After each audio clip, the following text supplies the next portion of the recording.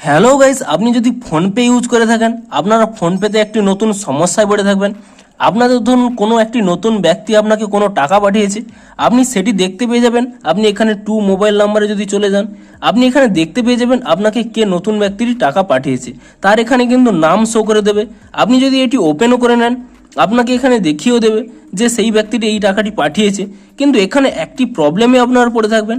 আপনি যদি চান যে এই ব্যক্তিটির মোবাইল নাম্বার দেখতে, তা কিন্তু আপনারা পারবেন না।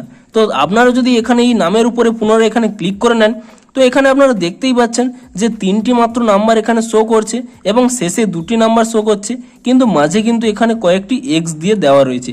অর্থাৎ আপনি এই নতুন ব্যক্তিটির আপনি যদি মোবাইল নাম্বার পেতে চান, আপনি কিন্তু এখান থেকে তা পাবেন না। কিন্তু আপনার ধরুন প্রচুর প্রয়োজন যে এই ব্যক্তিটিকে কন্ট্যাক্ট করতে হবে, আপনাকে পাঠানো এই টাকার কোনো সমস্যা রয়েছে, তাই জন্য হয়তো এই ব্যক্তিটিকে আপনাকে কন্ট্যাক্ট করতে হবে।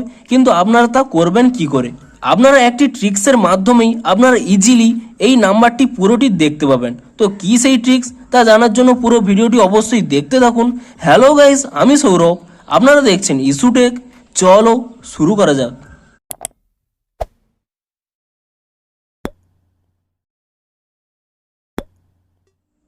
ভিডিওটি শুরুতেই জানিয়ে দিই, আপনারা যদি এই চ্যানেলে আজই নতুন এসে থাকেন, এখনই চ্যানেলটিকে সাবস্ক্রাইব করে রাখুন, কারণ এরকম নতুন নতুন সমস্যার সমাধানের ভিডিও আপনারা অবশ্যই এই চ্যানেলে পেয়ে যাবেন। আর আপনার এই সমস্যাটির যদি সমাধান হয়ে থাকে, অবশ্যই একটি লাইক করে কমেন্ট করে জানাবেন। তো চলুন এবারে মেন ভিডিওটি শুরু করা যাক। তো আপনাদের কি প্রবলেম হচ্ছে? আপনাদের কোনো একজন নতুন ব্যক্তি আপনাকে টাকা সেন্ড করেছে, কিন্তু আপনি তার এই চ্যাটটি ওপেন করে নেবেন, এখানেও দেখতে পাবেন স্টার স্টার, এবং আপনি যদি এখানে ক্লিকও করে নেন, এবং এখানেও পুরো নাম্বারটি কিন্তু দেখতে পাবেন না। কিন্তু আপনারা চাইছেন যে এই ট্রানজ্যাকশন রিলেটেড এই ব্যক্তিটির সাথে কোনো কথা বলতে, কিন্তু আপনারা তাহলে এই ব্যক্তিটির ফোন নাম্বারটি পুরোটি দেখতে পাবেন কি করে? তো তার জন্য আপনারা একটি স্টেপ ফলো করে নিন। আপনারা প্রথমে কি করবেন, এরকম চ্যাট ওপেন করে নেওয়ার পরে আপনারা এখানে 3 ডট দেখতে পেয়ে যাবেন, আপনি সেই 3 ডটে ক্লিক করে নেবেন, এবং 3 ডটে ক্লিক করে নেওয়ার পরে এখানে একটি অপশান পেয়ে যাবেন ম্যানেজ রিমাইন্ডার্স।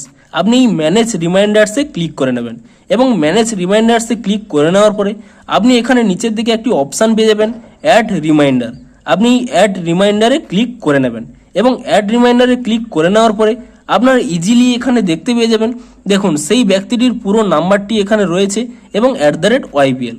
আপনারা চাইলে এই নাম্বারটিকে ডায়াল করে সেই ব্যক্তিটিকে কন্ট্যাক্টও করতে পারবেন।